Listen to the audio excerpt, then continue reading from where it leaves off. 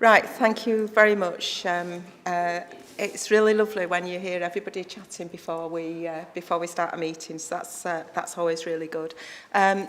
This is the first formal meeting that I've chaired, so I'll just introduce myself. I'm Councillor Jackie Ramsey, and I'm the lead member for Health and Adult Social Care. So I would like very much for the board members or somebody substituting for a board member to very quickly go around the table and just introduce themselves. Can I ask if you're here as an officer to present, that you do it when we get to presentations?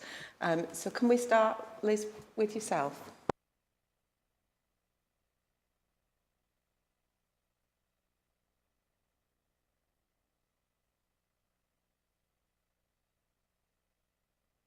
If you can use the mic, please.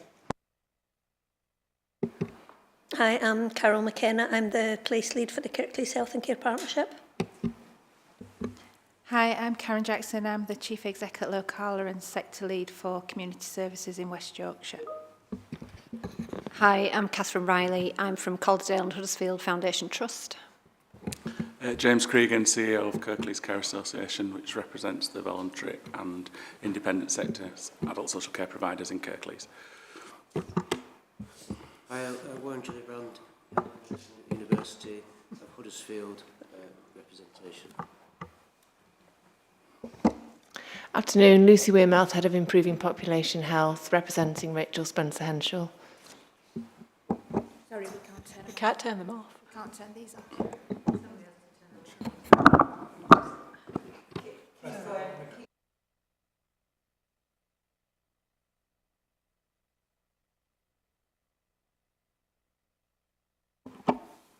Hi, I'm Jim Griffiths, District Commander for the Police in Kirklees. Afternoon, Tom Brailsford, Director of Children's Services for Kirklees. Councillor Kath Pinnock, here, yeah, just here, yeah. Hi, Richard Parry, Director of Adult Social Care at Kirklees Council. Hi, I'm Izzy Werzik from Swift, here in place of Sean Rayner. Brilliant, thank you. I'm not sure what else we can do at that stage. We've got a couple of people on, we're supposed to have a couple of people joining us on online, both of whom have got health issues, hence they would be here. So, Karen, are you wanting to introduce yourself? Yeah, hi everyone, I'm Karen Huntley. I'm representing Health Watch Kirklees. Great, thank you. Have we got apologies, Jenny? Yes, Chair. We have received apologies from Councillor Elizabeth Reynolds, Councillor Mark Thompson, Rachel Spencer-Henshaw, Dr Vanessa Taylor, Stacey Appleyard, Sean Rayner and Dr Khalid Naeem. Thank you very much. Just before we go into the agenda as is, I'd just like to put on record a huge thank you to Councillor Viv McKendrick, who was the chair previously and who has stepped down, and also thank Nick Hardacre, who was the deputy chair, who was recently retired, and we welcome Warren in his place. Okay. We're intending to complete the formal part of the meeting by around 3:30, and we will break then for an informal session just to work through some of the stuff that we did at the development session. Okay, so we'll move on to minutes of the previous meeting. Please, if you were present, can you give us some indication? It was some time ago now, but give us some indication as to whether you feel they're an accurate record, and if there are specific matters arising, would you like to raise them? So, shall I take it page by page, see if anybody wants to do that? Page 1, page 2, page 3, page 4,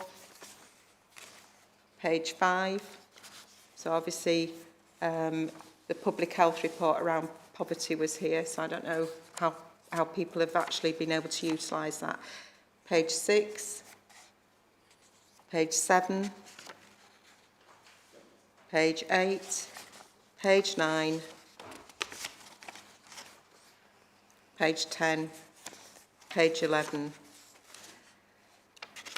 12, 13, 14, 15. So I'm assuming that everybody who was present is okay with those, and there are no specific matters arising. Okay, we'll move on to kind of like pecuniary interests. Just to remind people that if they do have any interests that they need to declare, please will they complete the form and highlight it for us. It is a public meeting. We are obviously being webcast, so the public are very welcome. Do we have any deputations or petitions? None received, Chair. Do we have any questions from the public? Again, none received. Okay, so we're going to move on then to our one of our substantive items, which is the special education needs and disability programmes. Joanne, I think is it yourself that's presenting? Is that all right? Good afternoon, everybody. My name's Joanne Sanders. I work for Kirklees Council and I'm Service Director for Learning and Early Support at the Council, working to Tom Brailsford as Director of Children's Services. Just wanted to say thank you very much indeed for the opportunity this afternoon to bring you an update around our children and young people who have got special educational needs and disabilities or additional needs, and to give you some progress updates around context and data, around governance arrangements. I'm hoping to share with you and seek views around our refreshed SEND area strategy, the big plan, and then to answer any questions that you may have.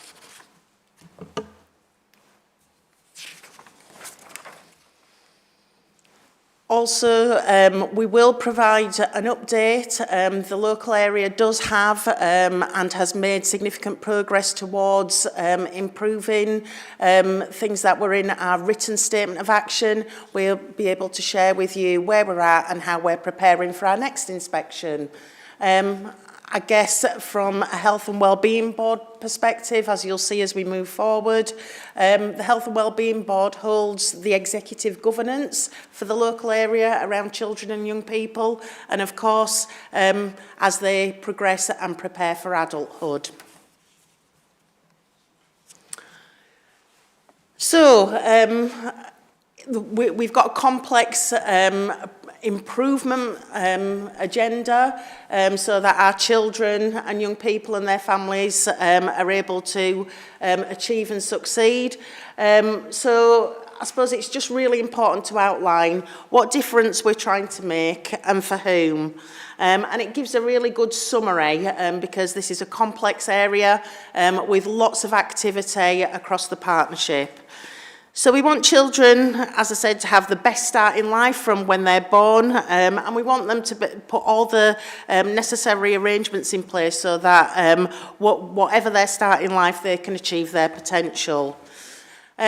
We know some of our children and young people, they need additional help and support, and it's our job as a partnership to get them that support at the earliest possible opportunity, and we can support them then throughout their childhood and into adulthood. Wherever possible, we want to educate our youngsters within the borough. Sometimes that's not possible because of the specific nature of their needs, but when we can educate our youngsters locally, we can wrap around all our services as well in a really coherent way as a partnership.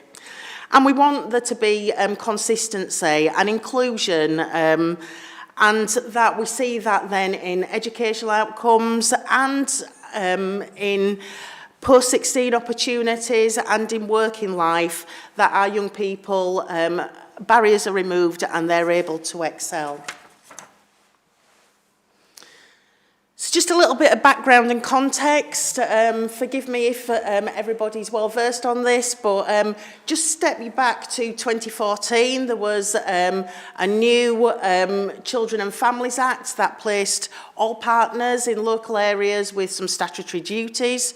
Prior to that date, we had statements of special educational needs for youngsters in education. This moved on and we now have education, health and care plans. It's that real impetus for us to join together.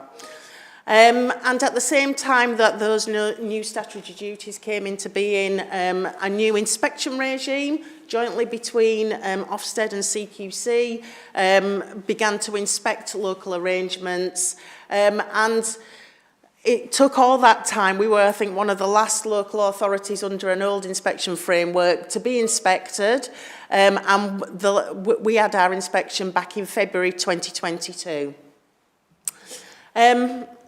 There's lots of challenge nationally around supporting children, young people in education, health and care.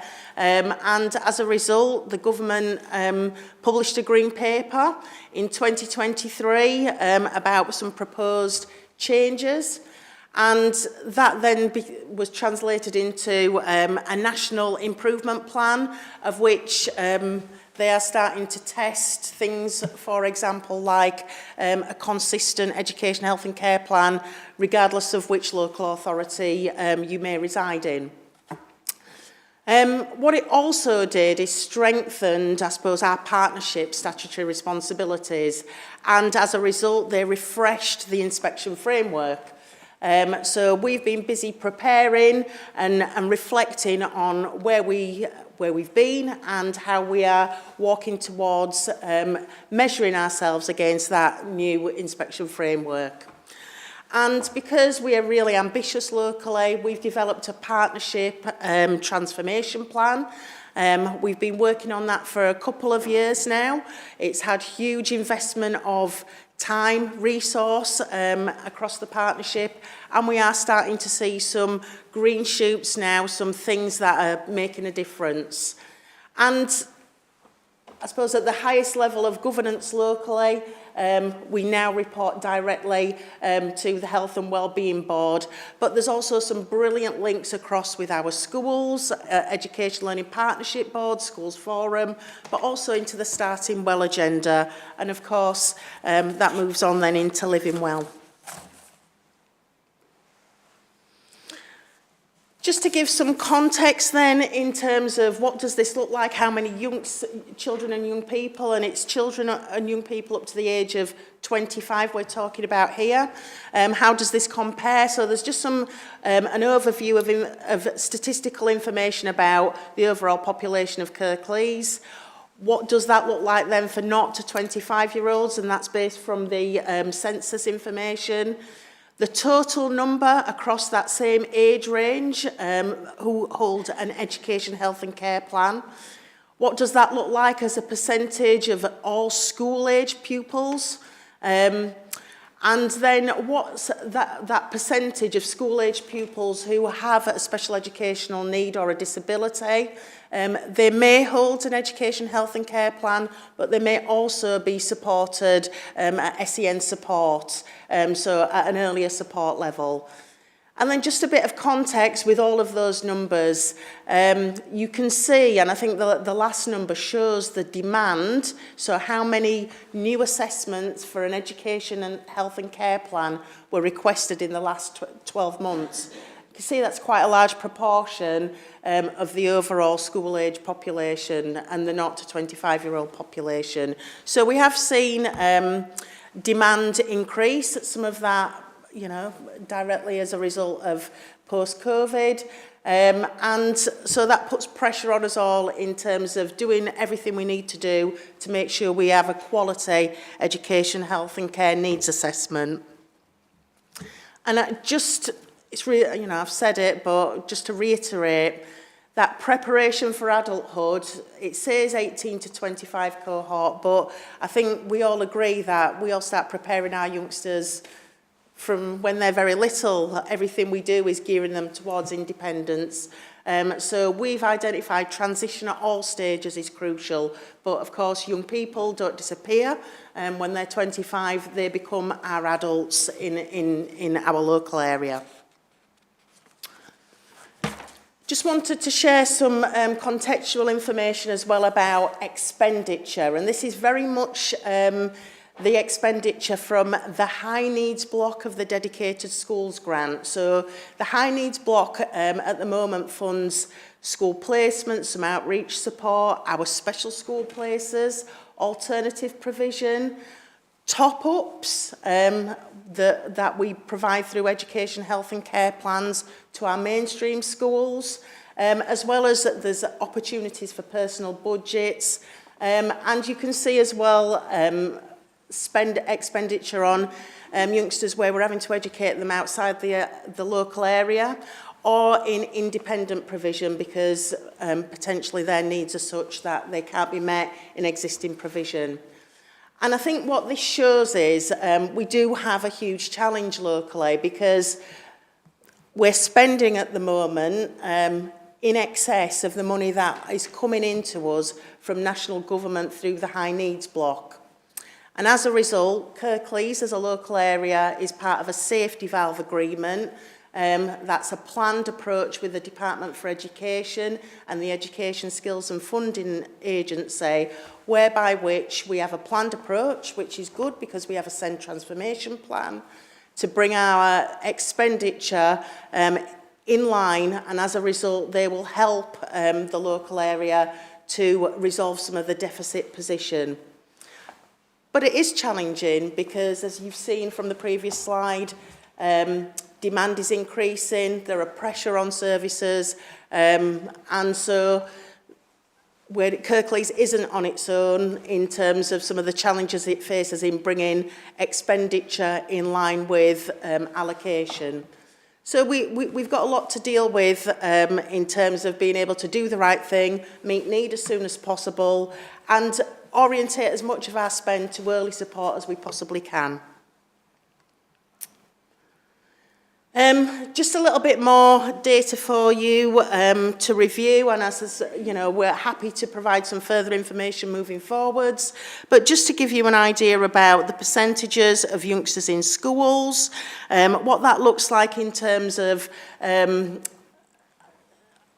ethnicity, what it looks like in terms of need, what it looks like in terms of where youngsters may have more than one characteristic. So, for example, a child with a special educational need who might be also looked after by the local authority.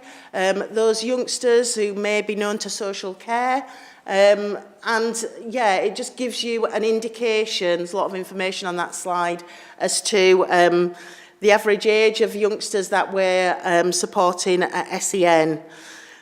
I'd like to just draw your attention to primary needs. So, you know, youngsters have complex needs, but the largest areas of growth that we are seeing in our youngsters are those with speech, language and communication, those youngsters as well with autism, as well as children and young people with social, emotional and mental health difficulties. And you can see in the bottom left-hand corner, those are primary need, and we've extracted that from our existing education, health and care plans.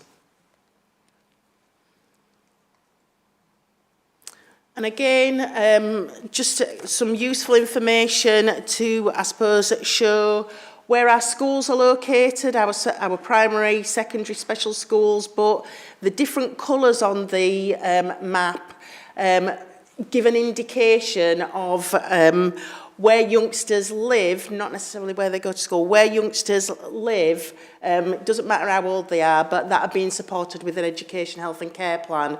And, you know, I think what it shows is some of our more rural areas, there are less youngsters. Some of our more highly populated areas have a larger number of youngsters.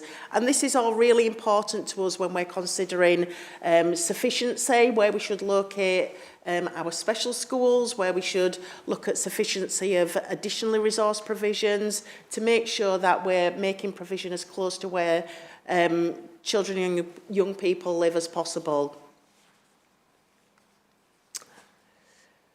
Just a little bit of background. I think there's some further information in the appendix and happy to answer some questions. But just so that we understand where we benchmark alongside our national peers in terms of Key Stage 2, Key Stage 4 attainment for children and young people, either at SEND support or with an education, health and care plan, how that compared between this most recent year and the year before, and where we've got opportunities to improve. And we recognise that, and that's some of the conversations we have with our Parent Carer Forum about the opportunities we can create across the district to improve CPD so that progress in particular improves. But I suppose we're not a particular outlier in terms of where Kirklees sits compared to national. And actually, although we do perform slightly lower at Key Stage 2, we have seen significant improvements in terms of closing gaps, and that's really, really important, and that does reflect what's happening for children and young people with or without an EHCP locally. Progress is not a good picture. It's in a negative position. That said, and it's difficult, isn't it, the way it's worded, it is less negative, it's higher than counterparts nationally across all subjects between Key Stage 1 and 2. So our schools are doing a really good job in terms of identifying youngsters and being able to put in the right support to help children make progress. And you can see the same being true for writing and maths, but reading's a real key focus for us for all our youngsters between Key Stage 1 and 2, and actually between Key Stage 2 and 3. Attainment 8, those achieving 5 to 9 at Key Stage 4. We did perform worse than the national average, and that we have seen a tail off between 2022 to 23. But our youngsters with an EHCP in terms of outcomes is very close to national average. We're well aware of these indicators, and we are working to invest in some CPD programs with our schools. It's something we hear all the time in terms of workforce development, and that features as part of our SEND transformation plan. Okay, if I'm okay to keep going, Chair, and then I'll take any questions at the end. Sorry, there's a lot of information. So governance, I explained we had taken the opportunity to refresh our programme. It was really quite important. Previously, we'd had 9 work streams. There was an awful lot, there's been an awful lot of activity, but we felt that it would be an opportune time not to lose sight of any of the work, but we could perhaps now, because we've made some progress, consolidate those under 3 headings, making it easier for people to understand what we were trying to achieve, whether that's our school partners, health partners, our parent and carer forum, so very much led by feedback from our partners and colleagues. We've introduced really clear reporting lines so that there's opportunities, it's really clear about who's responsible for what. And to make it clear as well, this I've really said about the word partnership. This isn't just about the local authority, it's not just about health, it's not just about schools, it's how we work together as a system, and that's what gets tested as part of the inspection. So, we focused all our activity under 3 areas, quality and compliance, making sure that we are meeting statutory duties, that's a clear focus, but not just that we're doing things on time, that we're doing them and they are of high quality. So those 2 things are really important. And you'll see, if you've had the opportunity to read the refreshed big plan, to make it really easy for people to understand that. The feedback we had from our young people, our parents and carers, are we getting it right? Are we as a system getting it right for them? Are we doing things on time? Are we getting it right? Making sure that we have enough of what we need, whether that's places, education places, whether that's speech and language therapy, whether that's educational psychology, whatever, whether it's a service or a place, are we getting sufficient of it? We don't want too much because that's ineffective. When we don't have enough, then that causes us challenges. So our children and young people said, well, what you mean is, I don't know what you mean by sufficiency. What you mean is enough of the right stuff. And then just in terms of, are we really clear about what the needs of our population are, what the demand is? So we've talked about demands for needs assessment, but what about other things? Are there opportunities to get in earlier? So really good understanding of our demographic and what their needs are. And it's really important, like I say, that there's a joint system ownership, but the only way this works is if we work together. So what we also were able to do to match this is to simplify, because I think we got ourselves in a situation where things had evolved and we had a lot of complicated governance. So we've engaged and consulted, and we've simplified that. So at the executive level, yourselves at Health and Wellbeing Board, you've got ultimate ownership over the work that we do, everything that we do. Below that, in terms of strategic ownership, there is an ambition board where all partners are represented. We've got parent carers in the ambition board, and it interfaces with all the other things like social care, all the things that we do together for the children and young people and their families. And then strategic but operational, so being able to get those leaders and managers who actually are responsible for getting the stuff done and working with their teams. We have an SEND transformation and commissioning group, which is quite a large group, but that mobilises the system to make the changes. And then we've just shown the interfaces with other boards or forums that are really relevant, Starting Well, Education Learning Partnership Board. And then we've tried to show that the SEND programme, tracking everything, doing all that forensic, looking at data, also feeds the SEND Transformation and Commissioning Group.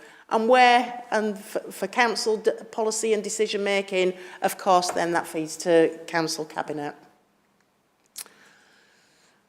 So the big plan then, just to outline, I think I've said a little bit of this. We started off with an SEND strategy 2 years ago. We've made progress, and it's really important we made everybody aware of the progress, the journey that we've come so far. And we've taken feedback from the department, from NHS England, particularly through the written statement of action meetings. And, you know, they've given us feedback. You're doing all the right things. You're moving in the right direction. And so everything that our intent, it was correct, it is correct, but certainly feedback from parents, carers, you know, actually schools, it's a bit complicated. Can you make it simpler? If people don't understand it, how can they engage in it? So we definitely want engagement. So basically, it was led by partners, parents of children with additional needs, Locala, our colleagues in Thriving Kirklees, our DCO, some local authority officers, and connection with schools and education. And importantly, 63 young people have helped shape this, and they certainly, that has been, for us, I think, very powerful in terms of the feedback that we've got from young people. So I think I've outlined what it brings into view, and we've tried to be very visual in terms of what we're trying to achieve and by when. And I just pause on this just a minute, because I think this really resonates. I've been with our primary head colleagues this morning, and just really interesting for us to think about language. And I think young people have said, if we don't understand it, how can we do it? It really does matter to them. And, you know, we talk about mainstream and SEND, and actually what our youngsters fed back is, it's just school for us. It's just school. So it might be helpful for you, but it ain't helpful for us. So think about what you say, how you say it, and that came back, I think, as well from our parents and carers and other partners. So, yeah, very powerful. So I just really want to say thank you to the young people, to all the partners who were involved. They really did lead this, and it was truly co-produced. We'll still welcome feedback. It's not set in stone. It will be moving. So if there are any suggestions about how we can make it even more accessible, we'd really welcome that. As a job for you, please raise awareness about it. We're not doing a big launch, but we do want to raise awareness. And it says, how can you help us to make it not live, but to live? Because strategies are great out there, it looks at lovely pictures, but this is about then making progress towards those outcomes. And our next job is all those work streams that sit underneath those 3 that we talked about. Let's get a similar version so that people understand exactly what we're doing together, when we're going to achieve it, and they can hold us to account. Okay, last bit from me. Just wanted to give you an update on the progress that we've all made. It is the partnership towards our written statement of action. So this is what was left for us following our SEND inspection. Just to remind colleagues, these are the words verbatim written by Ofsted and CQC. They talked about the delivery of the Healthy Child programme, which did not support the early identification of SEND and weaknesses in the area's ability across services, within settings, so I guess that's all of us, to identify and meet the needs of children and young people who are in mainstream settings. Okay, so those were the things that were left with us, and we've developed some really, really robust plans. We've had some help from, like I say, our colleagues at the DfE and NHS England who have provided challenge and support in equal measures. What does this look like then? We are entitled to 6 quarterly reviews. They come and monitor us, and we've had 4 of those so far. Been very well attended from across the partnership. We've got number 5 we're preparing for in February. And we made 7 commitments as a result of that. And just recently as well, CQC and Ofsted recently introduced the opportunity for an annual conversation. So to enable that, we filled out a refreshed self-evaluation, and we had a successful meeting with those colleagues. Challenges. It's not without challenge. We've got volume, we've got complexity of need across our population.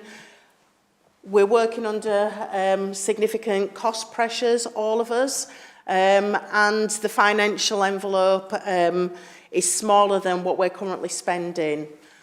We know that there are waiting lists. We know that the volume of children that are awaiting therapeutic input is a challenge. And, you know, we've brought our schools in, and it's really interesting because at one of our written statement of action meetings said, you know, we're working in a system with empowered parents, which is brilliant, but the system nationally is a challenge. It's fractured.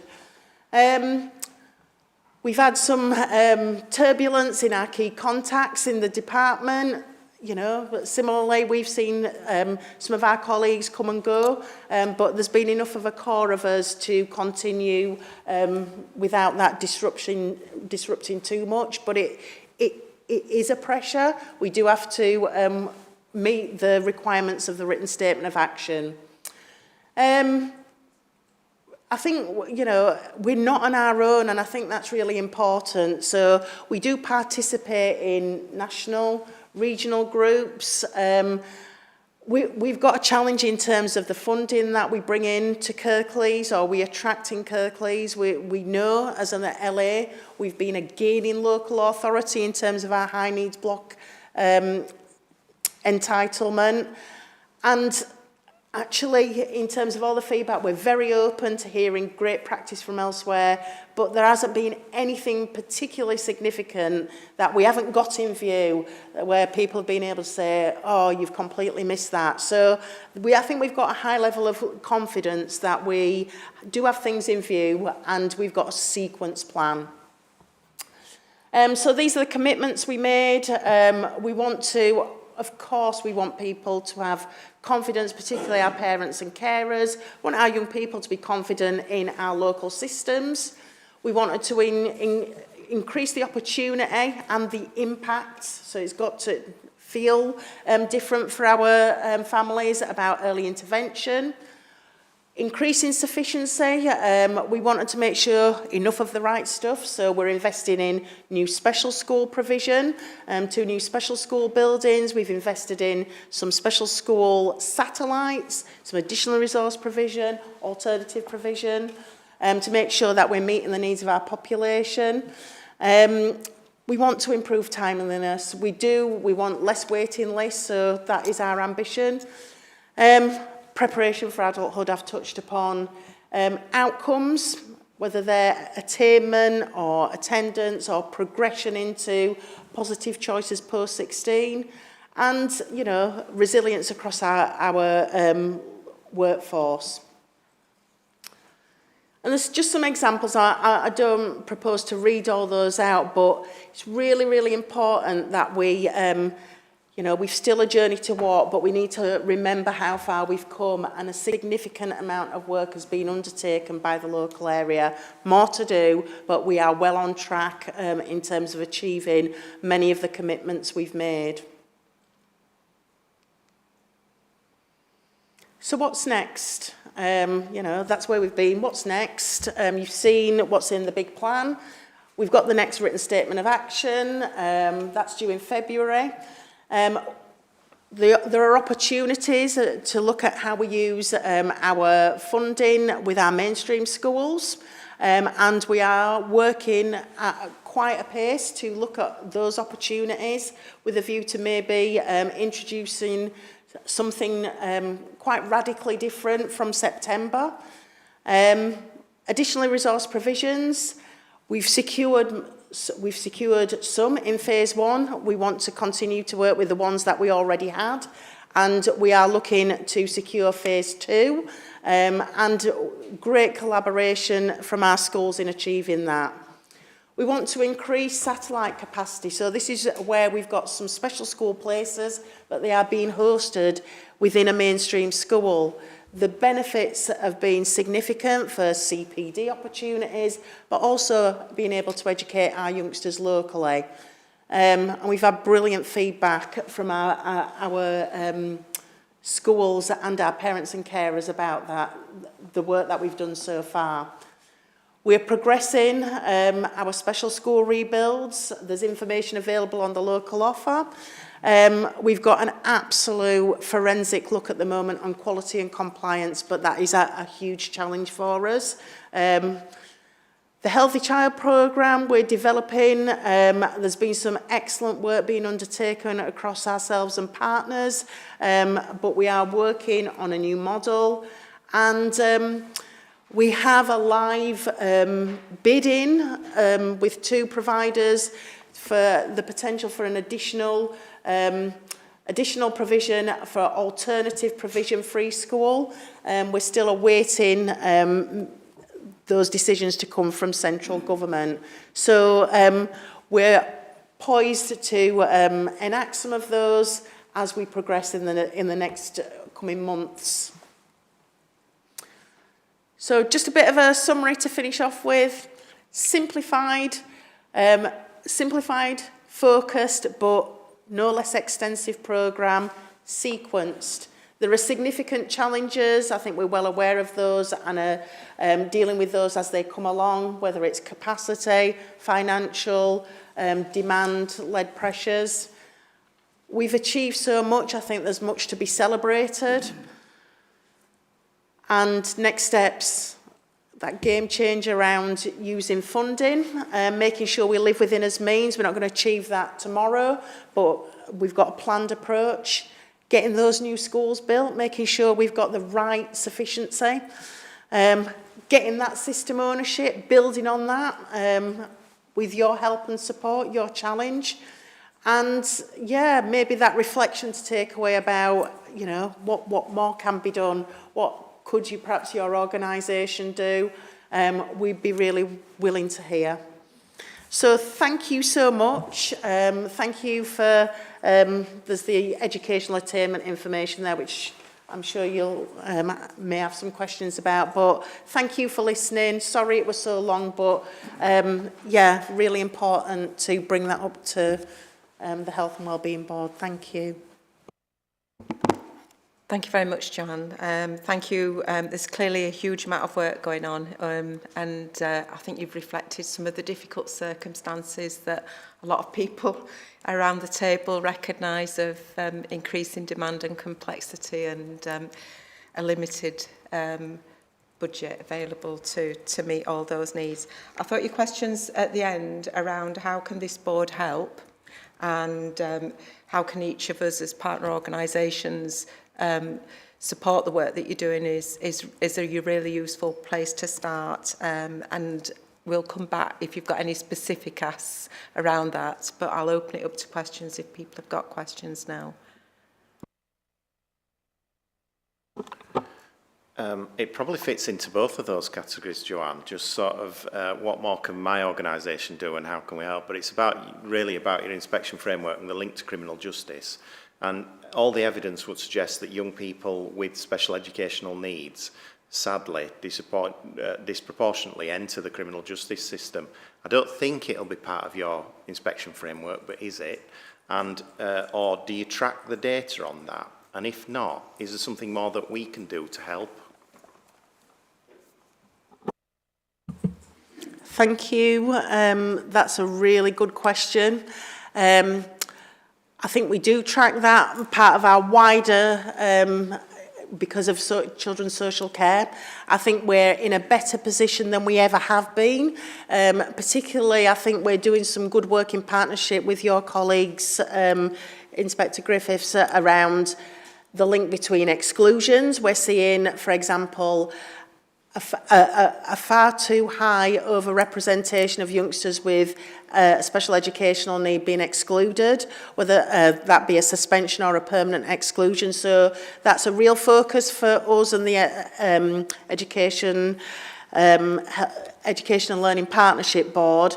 But attendance, all of those things, if youngsters aren't in school, and we know some of them are out of school too long, if we haven't got the right provision, whether that be alternative provision, then they're at risk. And there is an overrepresentation. I think we do work well together. There's always ways in which we can improve. And I think maybe that some detailed statistical information we can build into our dashboard and bring that to the ambition board and make that available as well to a wider partnership. But I think there are things we could do better. But it's not just, I suppose, with the police and the local authority. It's with other colleagues as well, particularly our schools. It comes back down to sufficiency. Yeah, it's so as part of our youth justice service, we commission some health support from Locala and other colleagues, and a big part of their work is working with the young people involved in the criminal justice system who have undiagnosed or unmet learning needs, or perhaps undiagnosed neurodiversity, speech and language. And there's probably more that we could do to close the loop back into education with that. But I think in terms of identifying the children who are already involved with the criminal justice system, I think we're on the right path. But I think it's given us something to think about, actually, how we can close that loop, I think, and improve that. Okay, I've got a question from Karen, who's online. Do you want to go, Karen? Yeah, thanks. Hi everyone. I speak as a Health Watch director, but also someone with lived experience of disability. Thanks for a really comprehensive presentation. What I'd like to know a bit more about is the preparation for working life. Now, we know that people with disabilities are often unemployed, and the level of employment among people with disabilities is much higher than in people without disabilities. I would like to understand what we're doing as a system to remove the barriers to work, so either employed work or voluntary work for young people, so that as part of preparing them for adulthood, there are actually opportunities for them to go into when they reach adulthood.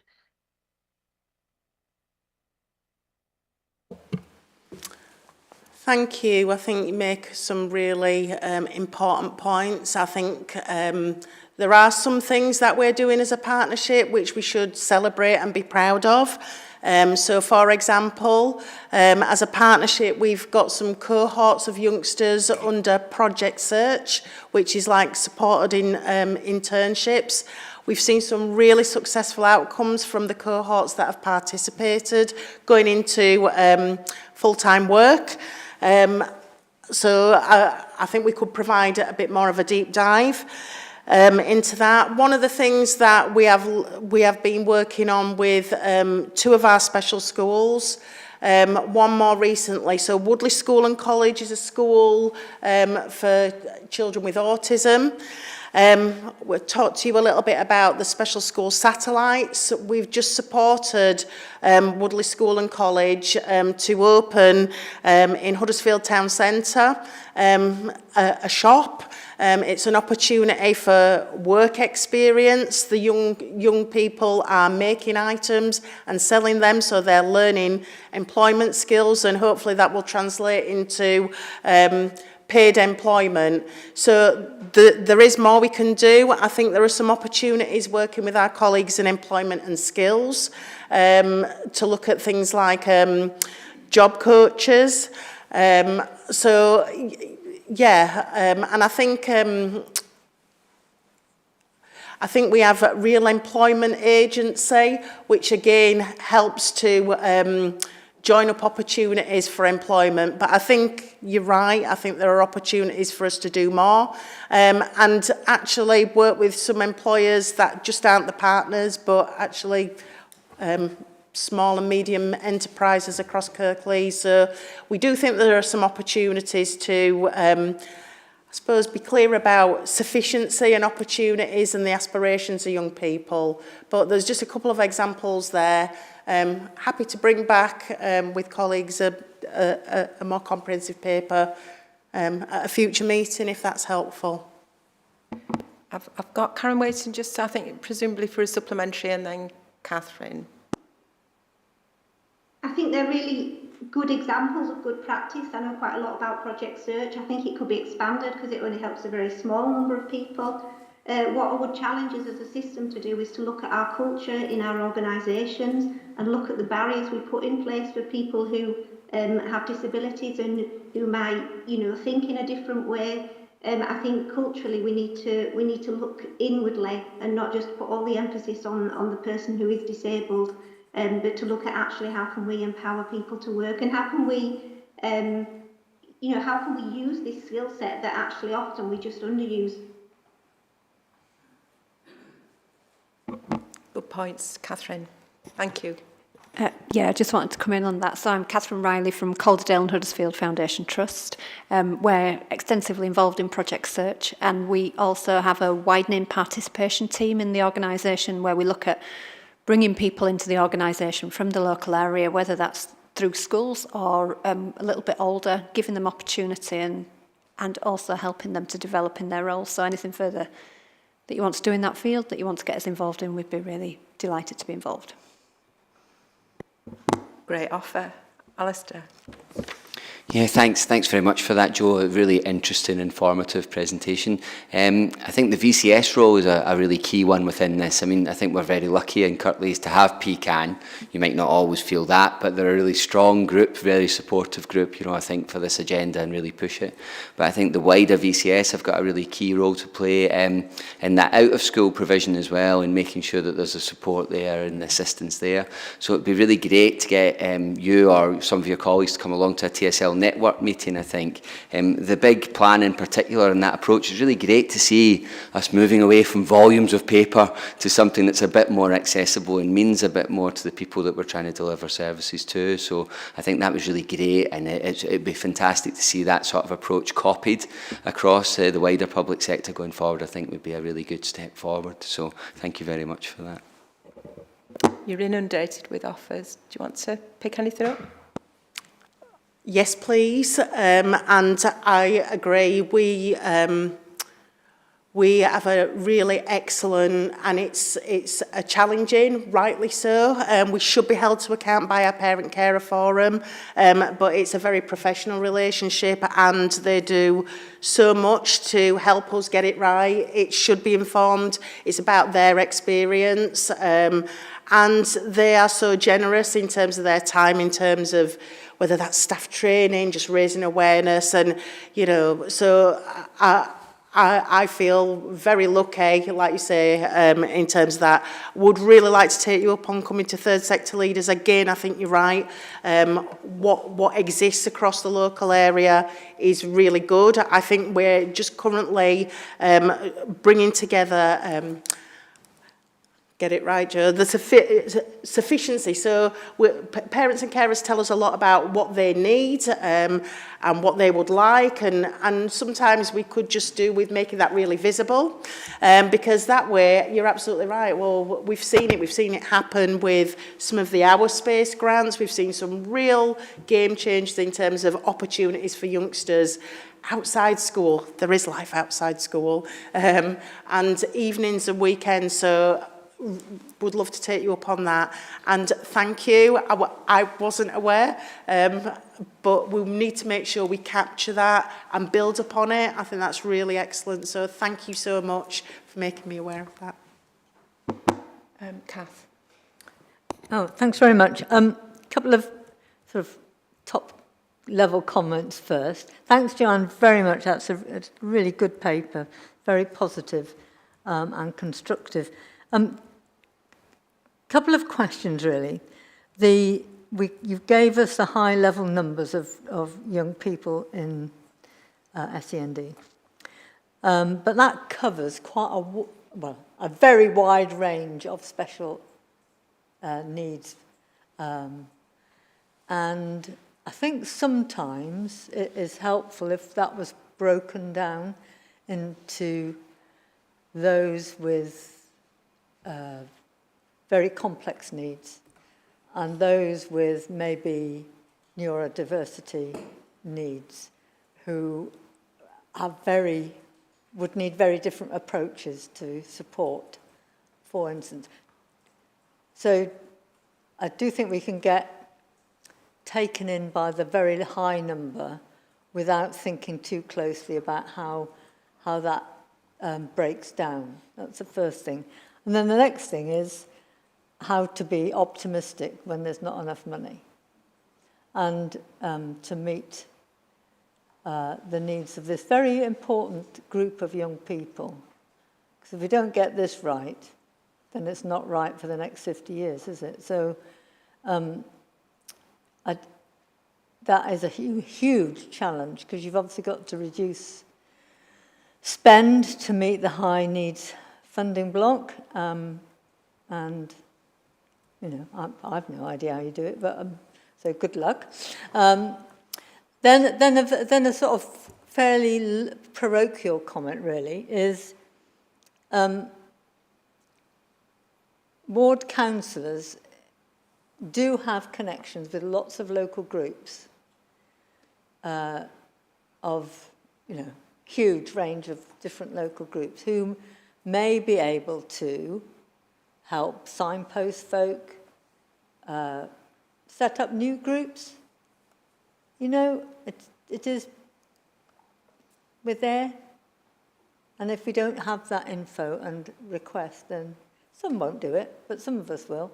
So rather than say, is something in Huddersfield? Well, actually, if you live where I do in Cleckheaton, it takes an hour and a half on the bus to get to Huddersfield, so nobody will do it.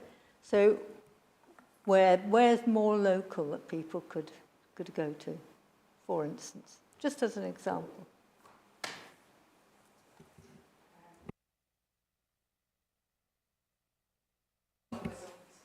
Sorry, Chair, I just wanted to pick up on the kind of wider point Councillor Pinnock was making. I think it's really interesting, isn't it, that I think the neurodiversity that we see now is actually our complexity. So I think you know, when we think traditionally about children with complex medical needs or physical disabilities, that's an extremely small proportion of what we see now. The level of complexity is around speech and language, communication, cognition, and particularly our neurodiverse young people who have some challenges with environmental challenges. So it's really flipped, hasn't it, Joe, in terms of that profile, and that's really quite challenging as a system to meet those needs, although we're making really good progress in that. And just on the high needs point, I think you're right, Councillor Pinnock, it's a national challenge. You know, there's some real challenges for every authority about funding, and we're part of the Safety Valve programme, which is getting support from government around our high needs block. But actually we have got a really comprehensive plan which runs to 28-29. And the DFE advisors are telling us constantly, we now have 3 DFE advisors, which is a joy for Joe, but they're all really positive and they help with us, are telling us, aren't they, as a system that we're doing all the right things. So I just wanted to contextualise those 2 things. Sorry for butting in, Joe. Thank you, Tom. Thank you, Councillor Pinnock. Yeah, we can provide more information. We hold all of that. And, you know, very much today's, if whatever you want as a board, that will help. We can provide. We, as you might imagine, are looking at that all the time. Because, yeah, we want to be able to plan effectively. Just in terms of, I am going to do a shameless raising awareness. We have to have what's called a local offer, and we have a bit of a tagline, the local offer, so much more than a website, because it is, but we have invested again as a partnership quite heftily, again working with our parents of children with additional needs, our parent carer forum. But there is an awful lot of information about what's available in local areas for specific needs. There's information on there for professionals, for parents, for young people. We have had some national recognition for the quality of what our local offer shows. That said, really welcome working with local, in the same way as Alistair suggested, with ward members. Where are the gaps? We hear that from families all the time. I need some childcare so I can work. Okay, where? Well, it's got to be accessible. Is it close to it? So all of those things all build to our local picture. But please do, we can make that available. Please, anybody who's watching, do visit the Kirklees local offer. We try and complement that again, a huge partnership effort with some local offer live sessions. The latest one was in Dewsbury, attended by a significant number of folk, where you can actually talk to people and see what's available, and that's really well supported. So, but any ideas, any suggestions from partners, we'll welcome that. We'll rise to that. But thank you, it's helpful feedback. Karen, I think you're the last person on this. Oh, it's the James. James, did you? Karen first and then James, and we're going to try and wrap up in the next 5 minutes. Thank you. So I suppose 2 things. One, I know some of the work that's gone on in here because of the colleagues that have been involved, and we can, in answer to your question about how do we do things differently with less money, I think through the health visiting we've shown we can come up with different and creative models when we do it collectively. So I just wanted to recognise that in here and say how much hard work everybody's done in that space to make that work. And actually people are wanting to come and look at it now. So that's really good news, isn't it? I suppose the other thing I'd say, having gone out and I'm going to say worked with, spent some time with some of my colleagues, is we've still got to be very aware of the transition period into adult services. Wherever we put that cut point, there is a risk at that stage, and it's really important we support individuals and their families through into our other services, which look and feel quite different. So I know we all work really hard on that together, but I just think that's worth us knowing and saying. Thanks, Joe. I'll be very quick. First one is part of the offer. The association represents about 160 small, medium-sized enterprises in the independent sector, and I'm sure we could do some work to sort of move that on. Just picking up on Tom and the neurodiverse, with my other hat on, music and drama is really important, isn't it, to support to support our young people, and certainly to support them through into adult life. And I just wondered, it's a challenge to us in this funded time, where we can actually support. There's lots and lots of small VCSE groups who deal with drama, music, all of those things, and actually they're facing barriers constantly to get anything done. So I wonder if we could do some work on that. And then finally, as a school governor, it's great. I love the plan. So thank you. Thank you. Okay, Karen, thank you to you and your colleagues, because, you know, we are in very challenging times, and that shared understanding is helping us to shift some really stubborn issues. So just wanted to acknowledge what Locala are doing in that respect, and thank you. We have to be creative, don't we? And, you know, I think in terms of the preparation for adulthood, I think we've recognised that across Director for Adult Services, Director for Children's Services. We came together with a little bit of facilitation to think about what the art of the possible might be. So watch this space. I think we all agree that 17 and a half is too late. I think I can hear Parent Carer Forum saying, yeah, absolutely, as soon as possible. I think we know it, so now the challenge is for us to do something. But we've firmly got that in view, transition at all ages, but particularly that one. Thank you so much. Yes, please. I'd love to have a conversation. Music and drama is really important, and you're right, it's a challenge across learning and those wider opportunities, sport as well, for all youngsters. Sometimes that's the thing that keeps them in education. I think what we try to do locally is how can we work with partners? We've got the university. We can work with the Evoke partnership. We're trying to utilise all the strings in our bow and bring funding in, but we've got to balance that. But yeah, sometimes I heard from one of our schools about the thing that kept a youngster in school wasn't maths, wasn't English, it was drumming and the ability to perform. So I think all the creativity, that's where you get that in partnership. So any ideas, we'll be more than happy to hear them. Thank you so much. Thank you very much, Joanne. I'm just going to tie us up on this one. I think you've got several offers of come out and do some partnership work with us. We've got some ideas. I think we've picked out a couple of risks around transition, employment, criminal justice, or at least areas where we can focus. So I hope that you've got plenty to go away with, and as a board we've been able to pick up all we needed to in that item. So I'm going to move us on unless anybody else has got anything to say on that one. Anything urgent? Stuart, I think you're taking us through the next paper. I want to manage time a little bit, if that's all right. I think we gave quite a lot of time to Joanne. Is it all right to just cover it in 10 minutes and then we can ask questions appropriately?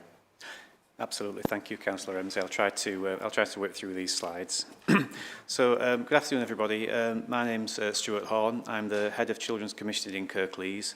So, I work in an integrated role. I represent both the Integrated Care Board in Kirklees and Kirklees Council's Children's Services. So, it's quite appropriate that I'm here to talk to you this afternoon about our new integrated governance arrangements for the health and wellbeing of children in Kirklees, which we call our Starting Well programme. Have we got slides?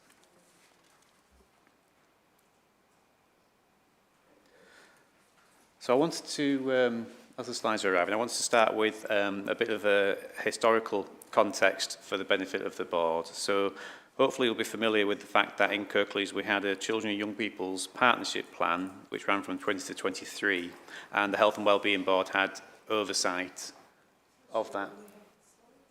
Do you not have the slides?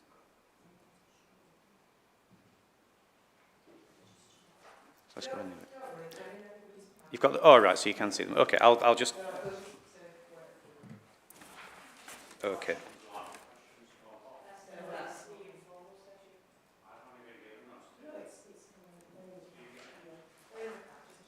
Okay. So as I said, on the first slide it shows the diagram of the Children and Young People's Partnership Plan. So I wanted to update on those priorities and before we move on to the new priorities. So the work that we identified there has now been moved into mainstream or into the new programme. So to recap, we're looking at work to tackle poverty. So this has now become a council-wide focus. We've got a Tackling Poverty Partnership. We've got various cost of living support programmes and poverty-aware practice when working with families. So this ensures that we continue to analyse and address the negative effects of poverty on children's experiences and outcomes. The second priority was improving inclusion and outcomes for LGBT young people. So again, this has come out loud and clear on many of the children and young people surveys we've done recently. And as a result of this increased focus, we've commissioned a service to support LGBT plus children and their families, as well as the agencies working around them. So this is delivered by the Brunswick Centre, a local voluntary sector organisation who we've worked with for many years previously, and it will be monitored through our Emotional Wellbeing Partnership. The third priority was to grow our youth offer. So this is now the core work of the Youth Development Programme, and we've delivered various projects including Our Space, which was about capital grants for local voluntary sector providers to improve their facilities and provisions, their venues. We've got the Holiday Activity and Food Programme, which provides activities for children in school holidays. And the Kirklees Youth Alliance, we've put a contract in place with them to support the VCS sector youth organisations to make sure that they can work to appropriate quality standards and to help grow the sector. So the integrated approach to governance in Kirklees is known as the WELL programmes, and hopefully you'll have already heard a little bit about these, so I won't go into too much detail, but the focus of the WELL programmes is to align all of our top-tier strategies, and the emphasis is the health and well-being strategy. So by doing this, it helps us to work as a system and work towards the same shared outcomes. So under the programme, we have, there's a life course approach, so we have starting well, living well and ageing well. And the idea is that we work in a collaborative way with providers and commissioners, so everybody has an equal voice at the table and everyone's views are heard. We've got distributed leadership around the system, and with partners have been given autonomy to deliver in the best way they can. And we want to make sure our programmes are partnership-led. So it's important that the plans are not seen as an NHS or local authority plans. It's truly system-wide, and we hope that we partners feel sufficiently engaged in that. It was felt important that we showed some senior system leadership with the plans. So senior leaders from across the partnership lead each of the plans, and Tom Brailsford, as Director of Children's Services, has agreed to chair and lead the Starting Well programme. So the principles we worked to when we developed the WELL programmes were based around developing the culture, and the shared principles were worked out through some, I've got the slides, through some initial workshops. So the top one was about alignment of our priorities to make sure that we focus on our collective resource on the same things, and we think it's probably the most important thing to agree on. And then to be able to say that we are genuinely, as a system, moving resources more towards prevention and self-management and community empowerment. An important part of this is the VCSE's involvement and their sustainability. Personalised care is also a key principle of this, as well as deploying systems leadership. So we are encouraging people to think beyond the boundaries of their host organisation, and to make sure that that we work in collaboration and not in competition with each other. And we're not seeing this as a performance management framework, more of a collaboration space and a framework for system support. So the core aim of Starting Well is based around it's aligned to our shared outcomes, and specifically in this case, it's the best start, to ensure that children have the best start in life. In Kirklees, we've got a number of markers which were an outlier for including stillbirths, infant mortality, and childhood and maternal obesity. And we know that there are inequalities within these outliers, many of which relate to protected characteristics, wider determinants of health, and deprivation. So, as well as these issues, we identified some systemic issues that we wanted to address too. We hear from families that they often need to tell their stories multiple times, and we recognise that we don't always have a systematic approach to collecting outcomes from children and families, and we want to make sure that where we do, we use this intelligence appropriately to inform service design and transformation. And also one of the primary reasons for the development of Starting Wellboard in Kirklees was that we recognised that we lacked a partnership means of oversight for the programme in the area. So that led to arguably some disjointed priorities and the need to improve our systems thinking and leadership. So the Starting Well programme was a means to address that.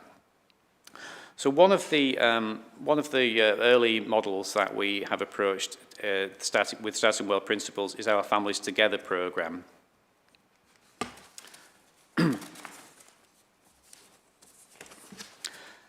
So this slide shows the structure of the Starting Well programme and the work streams that fall beneath it. As you can see, we've got an early years programme board, which deals primarily with children in the early years stage.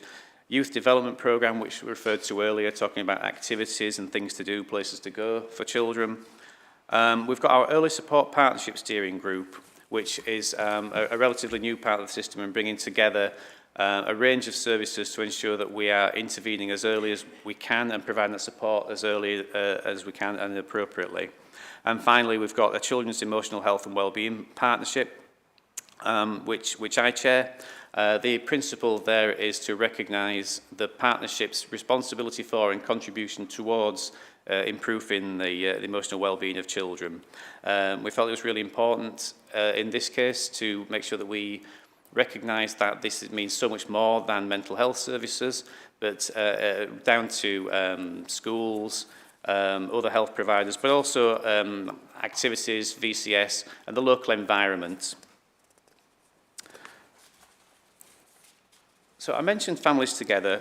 This is one of our first examples of the Starting Well approach, and I want to draw your attention to the branding which we have adopted and developed, and we're encouraging partners to, wherever possible, use this branding, promote the approach, and make everyone aware of Families Together as a principle. So there's a range of slides, headers, things like that people can adopt.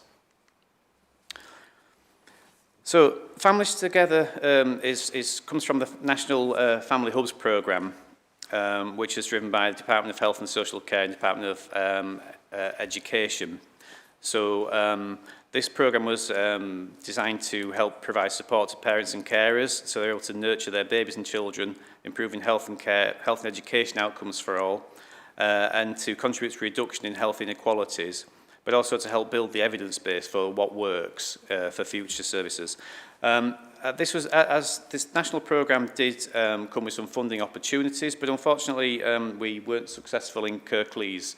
Despite that, we decided that we still want to work to the principles, and we're striving to progress that approach as well as we can in Kirklees. We recognise that we may not be able to make the advances as quickly as some of our neighbours, but we, due to the funding issue. So what does this mean for our approach in Kirklees then? So we've defined Families Together as a place-based integrated early support offer for children, young people and families aged 0 to 19 or up to 25 where the children have special education needs and special education needs and disabilities. And it's a principle of whole family working. So this was approved by Cabinet in 2021. And how it looks is we've split into 4 geographical areas which have some physical sites, but it's not just about that. It's about how the areas, how our organisations in the areas are coordinated. And to help with that, we've funded some Families Together area partnerships. We've got 4 area partnerships which are led by voluntary sector organisations. We've got Yorkshire Children's Centre, who I believe are now called Fresh fresh futures and local services to you. So what they do is they work with the partners and communities in the area to gather intelligence about what the needs, requirements, and what the strengths are, what the capacities in the area, and to use that to influence the development of local services. So the governance of this programme is through the Early Support Steering Group, which I mentioned on the previous slide, then up through the Starting Well Board, and ultimately to this board. So how we've applied the framework is we've assessed ourselves against the same frameworks as the funded areas. So we looked at the Start for Life framework and the Family Hubs framework, and that has helped us to develop our local priorities, which are on these slides. So priorities are improving access to information for professionals and families so that we're able to make best use of the resources that we have. And also the system increased awareness of families hubs in its broadest sense.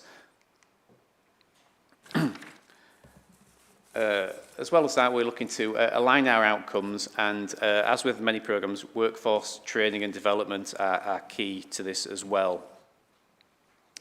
So these priorities have been agreed at the Starting Well Board, and it was agreed that the 4 work streams below the Starting Well Board will work to these principles and base their plans and structures around them. It's still very much in its infancy, but we're starting to see progress already. And it's important that we have this governance progress to show accountability for priorities and supportive challenge. And as I say, ultimately that would lead back up to Health and Wellbeing Board. So thank you. That concludes my presentation. Thank you. Thank you very much, Stuart. I don't know, Tom, as you lead the Starting Well, do you want to say anything at this stage, and then we'll just open it up to questions? Thanks, Chair. I think it's worth just saying that we've had a really good response in terms of partner agencies coming together around the table for the Starting Well Board. But it's really what we're going to hang any integration, we're going to hang our hat off that now. So that's going to be, we're not going to create loads of different structures. The Family Hub structure is what we'll do. So, you know, if we want to integrate speech and language therapy, if we want to integrate maternity services, if, you know, we're having some conversations with our acute providers, aren't we, about paediatrics and where that can be provided. So it really is going to be our model to hang anything we want to do as a system off. So we're starting off with the Family Hubs as that model, but specific items will come out of that as well. So I think as a model and an approach, it's really going to work well for Kirklees as a system. So yeah, thanks for that update, Stuart. Okay, I'll open it up to questions then if anybody's got questions. No. Alistair, no? You look like... I feel obliged. Poor Stuart, you know, he's put some time and effort into the presentation, got to ask him at least one question. So the workforce trade, I mean, this has been quite a transformation, hasn't it, over the last few years. I enjoyed some of the Children's Trust stuff. I think we did some good things over the years with Children's Trust and Children and Young People's Partnership as well, and also Youth Development Programme Board, you know, leading on from that. So this has been quite a transformation, and it is quite a change, and it's really good to see it actually coming together. And I think, as Tom says, you know, it's how we move that model, you know, going forward is the real tester for it. One of the bits I like, Stuart, in the presentation is the area about workforce training, because I definitely think that would help us. I think it was Joe that mentioned earlier on about, or it was maybe yourself, telling the same story over and over again. It's a huge frustration. It's been like that for a decade, and we need to move away from that.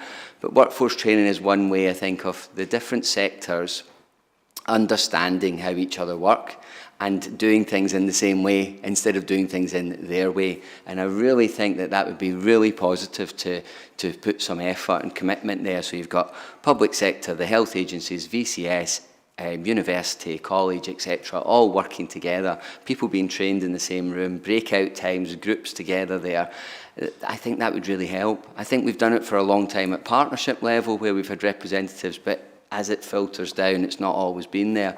So that would be a really key area. And if we share that understanding, we talk in a common, simple language, I think that would make a huge difference going forward. So I'll be really interested to see how that area in particular moves on.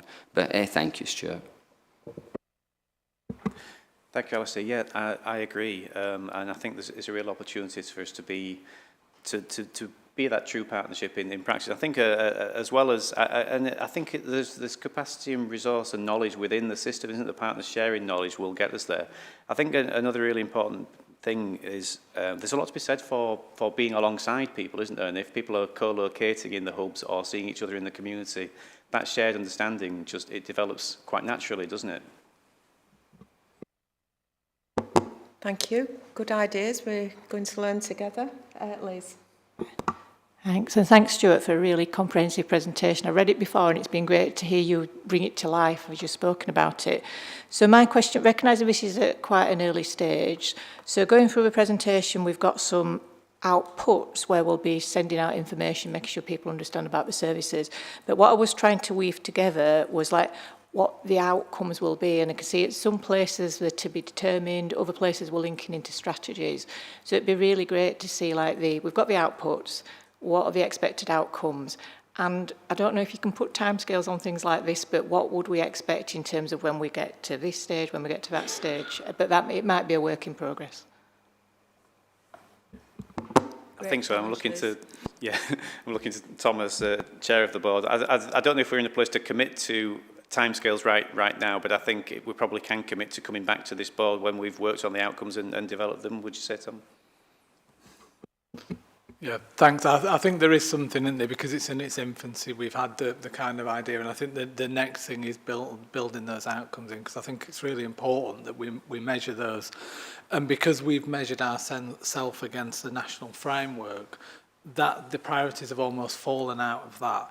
But if you were asking me off the cuff what I'd want as the outcomes, it'd be things like improved early speech for our children and young people, access to so we need to articulate better if we're going to do this. What's the end user impact and what's the impact for our children and families? So I think it's a good point, and I think we should maybe focus on that at the next board and bring something back. So yeah.